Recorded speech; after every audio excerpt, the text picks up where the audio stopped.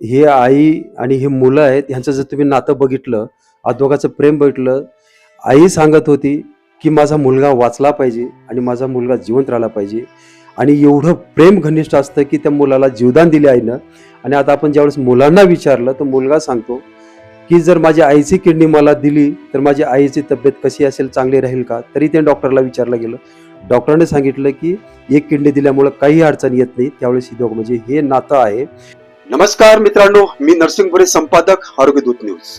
चित्रपटात पाहिलं होतं पण आज वास्तव्य समोर आहे.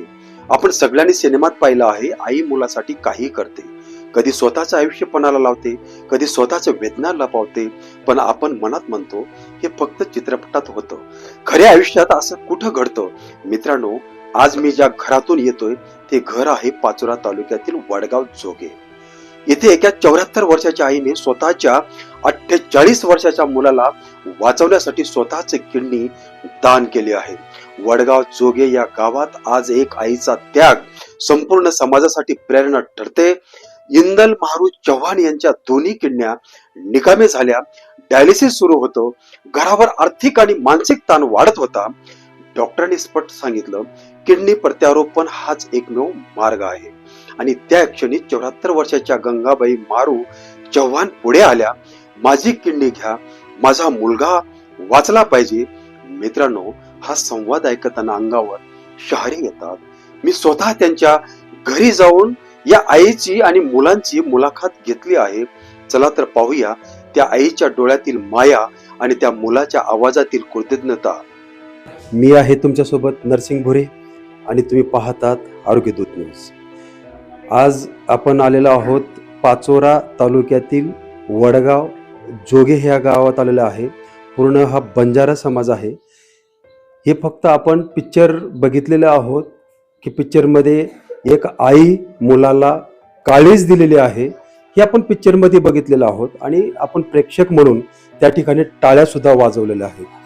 पण अजून आपण पिक्चर बघून बाहेर आल्यानंतर बोलतो की हे फक्त पिक्चर आहे, हे पिक्चरमध्येच घटना होतात. पण आज जर बघितलं आपण तर आपल्या डोळ्यासमोर जे बसलेली आई आहे ती आपल्या सोबत आहे. खरोखरी आई की स्वतःचं किडनी काढून आपल्या मुलाला जीवदान दिलेली आहे. आणि त्यासाठीच आपण त्या आईची आपण मुलाखत घेण्यासाठी आलेलो आहे की आज आपण पिक्चरमध्ये बघितलेले नाही, पण रिअलिटी आईकडे आलेलो आहोत.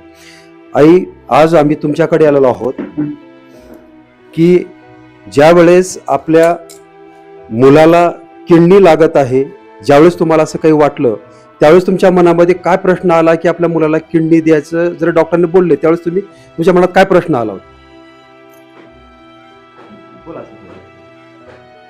दादा, मग लेकाले किडनी दिली तेव्हा माझ्या लेका जीवनदान दिला. आणखीन त्याले तकलीफ नको पाहिजे, त्याले सगळ्या लक्ष ठेवा त्याच्यावर, असं माझा मन आहे. मग आई कशी दिली असं सगळ्या त्याच्यावर लक्ष ठेवा. बरं, ज्यावेळेस डॉक्टरांनी तुम्हाला सांगितलं की त्या मुलाला आपल्या किडनी लागणार आहे तर त्यावेळेस तुम्ही त्या क्षणी काय डॉक्टरांना बोलला? त्याले सांगली दादा व डॉक्टरले, दादा काय बी असो माझी किडनी माझ्या लेकाले पाहिजे आणि माझ्या लेका जीवनदान द्यायचं असं मग सांगले त्याले सगळ्या डॉक्टरांना. बरं, ज्यावेळेस तुम्ही किडनी द्यायचा निर्णय घेतलात तर त्यावेळेस तुमच्या जे नातं संबंध आहेत आपल्या आजूबाजू, जे आपल्या आजोई बाबा जिवंत आहेत, आजो आहेत, त्यावेळेस तुम्हाला कोणी विरोध केला होता का? नाही, सगळे आले. माझा भाऊ आले, माझी बहीण आले, माझा जवाई आला, लेकी आला, 2-2 पावे आले सगळ्या. नाही, तुम्हाला किडनी देऊ नका असं कोणी घरात कोणी विरोध केला होता का? कोणी नाही सांगला. माझ्या जिवंत मत सांगली की माझी किडनी माझ्या लेकाले पाहिजे, माझा लेका चांगला होईल असा सांगते. आता आपल्यासोबत त्यांचे वडील सुद्धा आहेत. ज्या वेळेस आईनं मुलाला किडनी द्यायचा जेव्हा निर्णय घेतला त्यावेळेस तुमच्या मनात काय प्रश्न आला होता? काही नाही, हौज म्हणलं, सांगितलं बाईला, सांगितलं दे, जेव्हा किडनी देऊन ये, काही होणार नाही, एक किडनीवर जगतो माणूस, हीच भाषा. बघितलं तुम्ही, ज्या वेळेस म्हणजे हे शिकण्यासारखं आहे, डॉक्टरचा सल्ला घेण्यासारखं आहे. एक किडनी गेल्यामुळं काही होत नाहीये. जर कोणाचा जीव वाचत असेल तर ही किडनी द्यायला पाहिजे. आज आपण कोण्या करोडपतीच्या घरामध्ये आलेलो नाहीये, आपण कुठल्या सुशिक्षित घरात आलेलो नाहीये. आपण एक पाचोरा, वडगाव, जोगे हा एकदम खेडगाव आहे आणि बंजारा आहे आणि हे शेती आहे, व्यवसाय आहे, ऊसतोडी आहेत. यांच्याकडून खरोखर आपल्याला शिकण्यासारखं आहे आणि जो शिकलेले असतील ना त्याला लाज वाटायसारखी गोष्ट आहे. आणि आज खरोखर आपण आज हे पिक्चरमध्ये बघितलेलं आहे, आपण रिॲलिटीमध्ये गेलेलो आहे. पण आपण त्यांच्या मुलाशी संपर्क साधूया. आपण त्यांच्या दादा, ज्यावेळेस आपण ज्यावेळेस आईनं आपल्याला किडनी द्यायचा निर्णय घेतलेला होता, त्यावेळेस तुमच्या आईबद्दल असं मनात तुमच्या काय वाटलं तुम्हाला? मला असं वाटलं तर आईला प्रॉब्लेम यायला नको. सरांचा सर्च झाला, सरांनी सांगितलं काही अडचण येणार नाही, तुम्ही किडनी घ्या, एकदम क्लिअर होऊन जाशाल, काही अडचण येणार नाही. तर आम्हाला आई 24 ऑपरेशन झालं औरंगाबादला सिग्मा हॉस्पिटलला. तेव्हापासून आम्हाला काही अडचण आली नाही. ज्या वेळेस माझी किडनी सरांनी सांगितलं जळगावल्या डॉक्टरने की तुमची किडनी फेल आहे, तेव्हा माझी मनस्थिती खराब होऊन गेली. पण घरी आल्यानंतर सगळं कुटुंब एकत्र बसून विचार केलं आणि आईनं किडनी द्यायला तयार झालं. म्हणजे आईनं दिलं तर तेव्हापासून आमचा एकदम म्हणजे व्यवस्थित झाला. बापरे, जीवदान दिलं मला. बरं, पण तुम्ही खरोखर हे आई आणि हे मुलं आहेत, ह्यांचं जर तुम्ही नातं बघितलं, दोघांचं प्रेम बघितलं, आई सांगत होती की माझा मुलगा वाचला पाहिजे आणि माझा मुलगा जिवंत राहिला पाहिजे. आणि एवढं प्रेम घनिष्ठ असतं की त्या मुलाला जीवदान दिले आईनं. आणि आता आपण ज्यावेळेस मुलांना विचारलं तर मुलगा सांगतो की जर माझी आईची किडनी मला दिली तर माझी आईची तब्येत कशी असेल, चांगली राहील का? तरी ते डॉक्टरला विचारलं गेलं.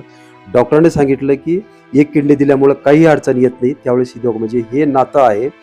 आणि आपल्यासोबत त्यांचे एक मोठे बंधू आहेत, त्यांच्याशी आपण थोडं विचारूया. आपल्या आईनं किडनी द्यायचा प्रयत्न केला, आज भाऊ आपल्यासोबत आहे, आज वडील आहेत, आज आपल्या भावासोबत हे आज किडनी दिली गेली. तुम्हाला आज काय वाटतं? आज आम्ही पाचोपांडवमध्ये माझा भाऊ माझ्या जवळ आहे, हे माझं भाग्याचा दिवस आहे.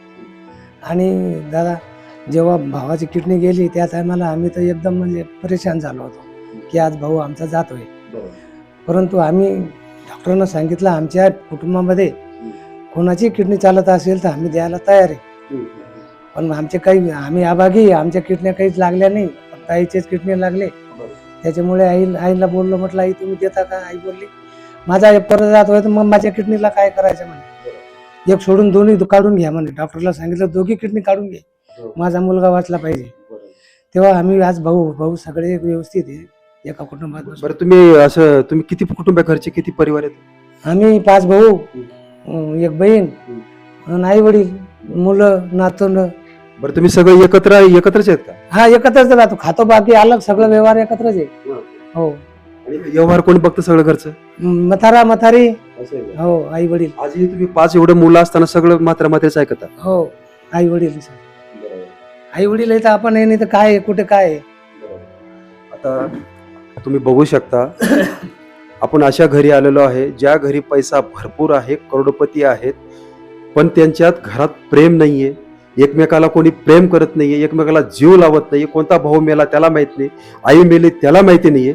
पण आज तुम्ही ह्या ज्या घरात बसलोय ना आपण, आज 5 भाऊ सख्खे एकत्रच आहेत, एकत्रच कुटुंब आहे. आणि हेच तुम्हाला जे आई वडील दिसत आहेत सगळं व्यवहार यांच्याकडेच आहे. आणि जे आई सांगेल ते 5 भाऊ ऐकतात, सुना ऐकतात.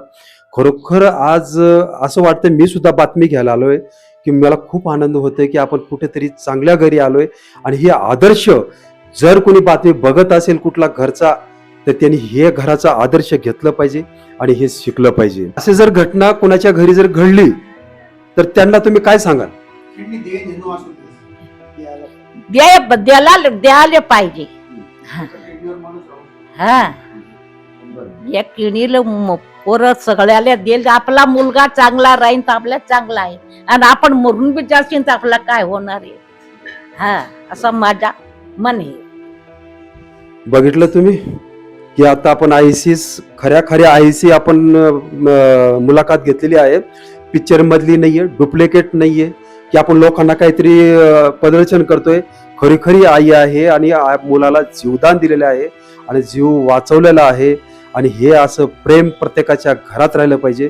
आणि अशाच आईचं हे शिकण्यासारखं आहे. मित्रांनो, आपण आता जे पाहिलं ते कोणतं सिनेमाचं दृश्य नव्हतं, ती होती एक आई जिने वयाच्या 74व्या वर्षी ओलांडल्यानंतरही मुलासाठी ऑपरेशन थिएटरचा दरवाजा पार केला. आज इंदल चव्हाण यांची प्रकृती सुधारते आहे, घरात पुन्हा हसू परतलं आहे आणि गावात एकच चर्चा आहे, ही आई खरंच महान आहे. त्यांचे भाऊ काशीनाथ चव्हाण म्हणाले, आम्ही 5 भाऊ आहोत, आमची आई म्हणजे खऱ्या अर्थाने 5 पांडवाची आई आहे. मित्रांनो, आई फक्त जन्म देत नाही, गरज पडली तर स्वतःच्या शरीराचा भाग देऊनही ती लेकराला नवं आयुष्य देते. ही कथा फक्त एका कुटुंबाची नाही, हा संदेश आहे समाजासाठी. अवयवदानाबद्दल योग्य माहिती घ्या, डॉक्टरांचा सल्ला घ्या, कारण एक निर्णय कोणाचा तरी आयुष्य बदलू शकतो. आज गंगाबाई चव्हाण यांना आरोग्य दूत न्यूज कडून मनापासून सलाम. आई म्हणजे देव नाही म्हणतात, पण देवापेक्षा कमी नाही. मी नरसिंह गोरे, संपादक, आरोग्य दूत न्यूज. धन्यवाद.